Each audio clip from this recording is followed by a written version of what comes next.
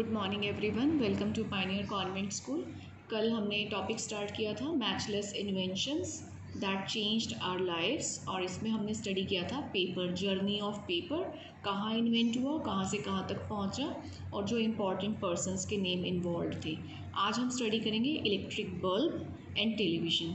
देखो, अगर हमारे घरों में आप देखो तो आपको हर जगह इलेक्ट्रिक बल्ब नज़र आएगा, आपके रूम में, आपके लॉबी में, आपके स्कूल्स में, इवन आपकी स्ट्रीट में, और इवन आपके फ्रिज में भी इलेक्ट्रिक बल्ब होता है। तो इलेक्ट्रिक बल्ब कैसे इन्वेंट हुआ और कैसे इसने हमारी लाइफ में चेंजेस लाए, we will study that. Okay, now you see electric bulb in the 1800 century में the best source of lighting was gas. यहाँ पे गैस का मतलब सिर्फ गैस नहीं है, मीन्स पेट्रोलियम से है कि जब हमें 1800 में अगर लाइटनिंग करनी होती थी तो हमें पेट्रोलियम का एक प्रोडक्ट यूज़ करना होता था, ठीक है। हाउएवर इट वाज डर्टी, तो वो जो प्रोडक्ट होता था वो बहुत डर्टी होता था, स्मेली होता था, अनहेल्दी होता था और अनकम्फर्टेबल होता था ड्यू टू स्मेल, और बहुत डेंजरस भी होता था, बहुत रिस्की होता था, क्योंकि व्हेन गैस बर्न, जब उसे जलाया जाता था, इट क्रिएटेड सूट। सबसे पहले तो ये पॉल्यूशन क्रिएट करती थी। सूट का मतलब होता है एक ब्लैक कलर का सब्सटेंस जिसमें बहुत ज़्यादा कार्बन होता है। जब हम कुछ जलाते हैं, पेपर जलाते हैं,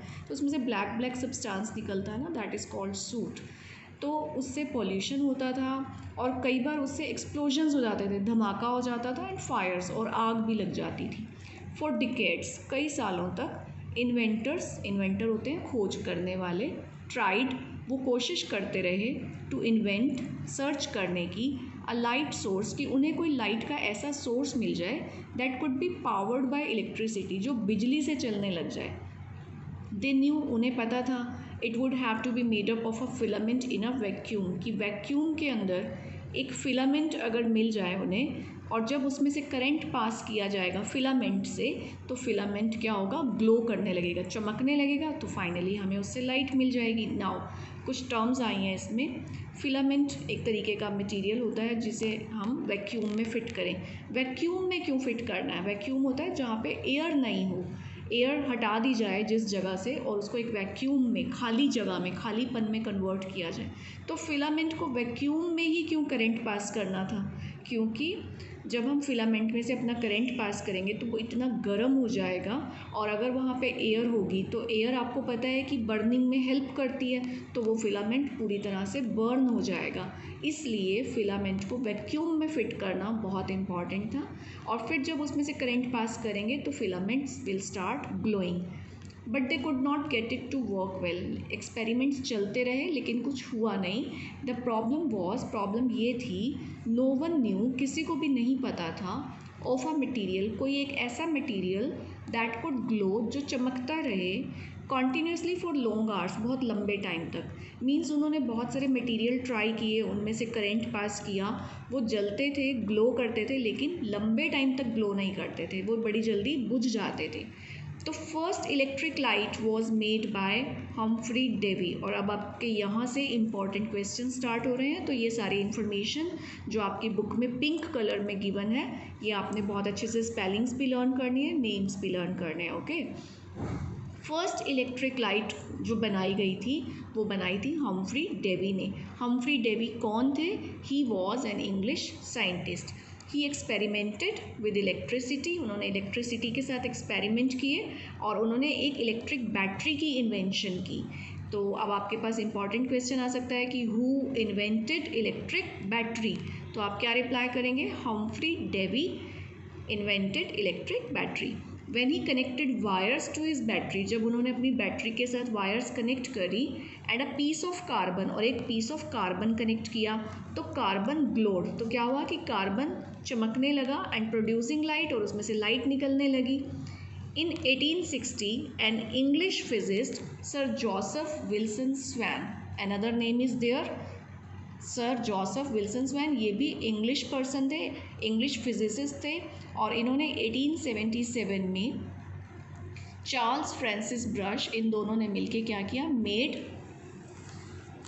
चेंजेस, इन्होंने कुछ चेंजेस किए, एंड इंट्रोड्यूस्ड, और इन्होंने इंट्रोड्यूस किया long lasting filament in the electric bulb. Electric bulb में लॉन्ग लास्टिंग का मतलब देर तक चलने वाला फिलामेंट, एक फिलामेंट इन्होंने इंट्रोड्यूस किया।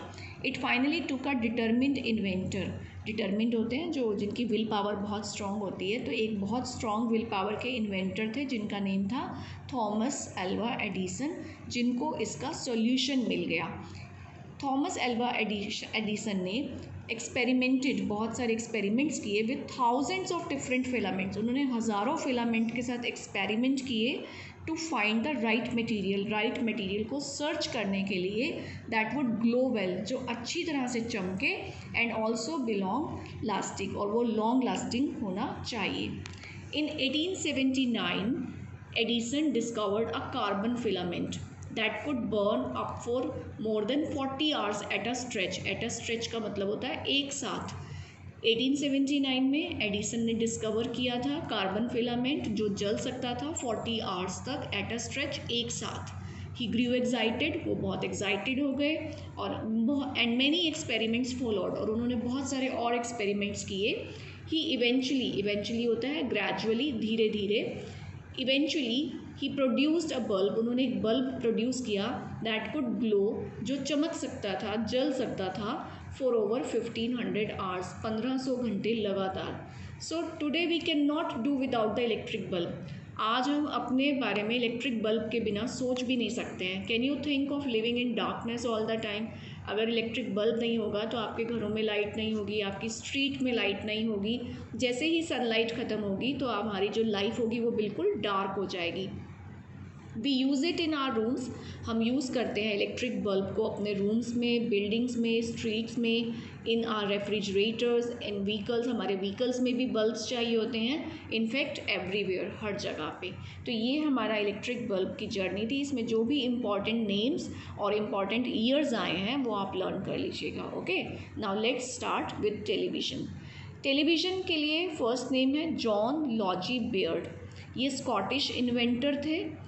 ही made the first television in his laboratory in October 1925। तो ये बहुत इंपॉर्टेंट इन्फॉर्मेशन है। फर्स्ट ऑफ ऑल नेम, कहाँ से बिलोंग करते थे? स्कॉटलैंड से। He was a Scottish person. उन्होंने फर्स्ट टेलीविज़न बनाया अक्टूबर 1925 में। Baird was always fascinated by the machines. Fascinated होता है अट्रैक्ट होना, वो मशीनों पे बहुत अट्रैक्ट होते थे। मशीन्स, मोटर्स, इलेक्ट्रिसिटी, ये सब चीज़ें बेयर्ड को बहुत अट्रैक्ट करती थी। Once he read the word, एक बार उन्होंने शब्द, वर्ड को रीड किया, टेलीविज़न। कौन सा वर्ड था वो? टेलीविज़न। दैट मीन्स जिसका मीनिंग है to see from a distance, दूर से देखना, डिस्टेंस से देखना, इन मैगजीन। उन्होंने ये वर्ड कहाँ पे रीड किया था? In a magazine. This made him curious, तो क्यूरियस होता है किसी में जिज्ञासा डेवलप होना, कुछ सीखने की। इससे उनके अंदर सीखने की इच्छा हुई about the idea of a machine, कि मैं कोई एक ऐसी मशीन बनाऊं that could transmit images of events, की कोई भी इवेंट्स हैं, कुछ भी घटनाएं हमारे आसपास हो रही हैं, उसकी जो पिक्चर्स हैं वो मैं ट्रांसमिट कर सकूं as they occurred across the world, कहीं पे भी, मतलब वर्ल्ड में कहीं पे भी कोई इवेंट्स हो रही हैं तो उनकी इमेजेस को ट्रांसमिट किया जा सके वर्ल्ड के दूसरे हिस्सों में एक तरीके से। टू परस्यू हिज इंटरेस्ट, अपने इस इंटरेस्ट को परस्यू होता है फॉलो करना, कंप्लीट करना। अपने इस इंटरेस्ट को फॉलो करने के लिए बेयर्ड ने लेफ्ट हिज जॉब, अपनी जॉब छोड़ दी। He shifted to a town near London, वो लंदन के पास एक टाउन में शिफ्ट हो गए to work on his television, इस टेलीविज़न की इन्वेंशन पे काम करने के लिए। He finally prepared a television design by July 1923. So this is very important question. In which year he finally prepared a television design? In 1923. In 1924 he had an actual working model of the first television. अपने पहले television का उन्होंने एक model ready कर लिया था in 1924 में. He called it the टेलीवाइज़र, और उन्होंने इसका फर्स्ट नेम टेलीविज़न नहीं रखा था, टेलीवाइज़र रखा था। यूजिंग द टेलीवाइज़र, इस टेलीवाइज़र को यूज़ करके बेयर मैनेज कर सके, मीन्स सक्सेसफुल हो गए टू ट्रांसमिट अ पिक्चर, कि वो पिक्चर को ट्रांसमिट कर सकें 2 or 3 yards away to a receiver. Means जैसे कि ये मशीन है, ये टेलीवाइज़र है, इससे एक मशीन थोड़ी दूर रखी उन्होंने, और इस मशीन से उस मशीन में वो अपनी पिक्चर को ट्रांसमिट कर सके। तो ये तो बहुत ही कम डिस्टेंस था, 2 or 3 यार्ड। लेकिन अभी जो टेलीविज़न में इमेजेस आती हैं वो तो बहुत माइल्स अवे आती हैं। तो वहाँ तक पहुँचने के लिए in August 1924 Baird unveiled the televisor at a department store in London. अगस्त 1924 में बेयर्ड ने अनवेल्ड होता है एक्सपोज करना, दिखाना, उन्होंने दिखाया इस टेलीविज़र को एक डिपार्टमेंट स्टोर में लंदन में। तो पीपल अपलॉडेड हिज अचीवमेंट, लोगों ने उनकी इस अचीवमेंट को अपलॉड किया, मीन्स उनकी क्लैपिंग करी, उनको प्रेज किया, एनकरेज किया। इन अक्टूबर 1925 बेयर्ड सक्सीडेड, वो सक्सीडेड हो गए, मीन्स सक्सेसफुल हो गए इन ट्रांसमिट करने में ट्रू टेलीविज़न पिक्चर्स, पूरी तरह से टेलीविज़न पिक्चर्स को ट्रांसमिट करने में सक्सेसफुल हुए। Then using post office telephones line, सबसे पहले उन्होंने पिक्चर को ट्रांसमिट करने के लिए पोस्ट ऑफिस की टेलीफोन लाइन्स को यूज़ किया। बेयर्ड ने sent a cable television transmission, अपना जो केबल ट्रांसमिशन था, मतलब केबल ट्रांसमिशन होता है through the wire, 438 miles away, 438 meals की दूरी पर लंदन टू ग्लासगो, लंदन से ग्लासगो में अपना ट्रांसमिशन सक्सेसफुली कर सके वो इन 1927। उनकी जो कंपनी थी उसका नेम था बेयर्ड टेलीविज़न डेवलपमेंट कंपनी। उनकी कंपनी ने make the first TV programme, पहला जो अपना टीवी प्रोग्राम बनाया था that was for the BBC, British Broadcasting Corporation, ये हमारा एक न्यूज़ चैनल है, इनके लिए सबसे पहला प्रोग्राम बनाया था सितंबर 30, 1929। ये इंपॉर्टेंट डेट्स होती हैं जो आपने लर्न करनी है। So Baird's mechanical television was later replaced, अभी तो ये फर्स्ट टेलीविज़न बना, मैकेनिकल टेलीविज़न था, इसको इलेक्ट्रिक टेलीविज़न में कन्वर्ट किया था जिस पर्सन ने, उनका नाम था मार्कोनी। तो ये कैसा टेलीविज़न है जो उन्होंने बनाया, see the image, that is mechanical television, और जब इसको इलेक्ट्रिक टेलीविज़न में कन्वर्ट किया तो ये टेलीविज़न बन के आया, जो आपके पेरेंट्स के घरों में पहले ऐसा टेलीविज़न होता था, right. So this was developed by Markovnikov. So this was all development of electric bulb and television. अब हमारा चैप्टर कंप्लीट हो गया, तो आप ये सारे क्वेश्चन जिसका आपको PDF गिवन है वहाँ से आप लर्न कर सकते हैं। These are very easy. आप फिलअप्स रीड करिए और इसके अकॉर्डिंग इन्फॉर्मेशन फिल करके इसको कंप्लीट कर दीजिए। आप स्टेटमेंट को रीड करके आपने बताना है कि कौन सी स्टेटमेंट ट्रू और फॉल्स है, and in this way you can complete this whole chapter. ये चैप्टर आपके यूनिट एग्ज़ाम में भी आएगा, तो इस चैप्टर को थॉरोली बहुत अच्छे से रीड कर लीजिए, वीडियोस देख लीजिए and learn the exercise part. Okay students, have a good day, bye.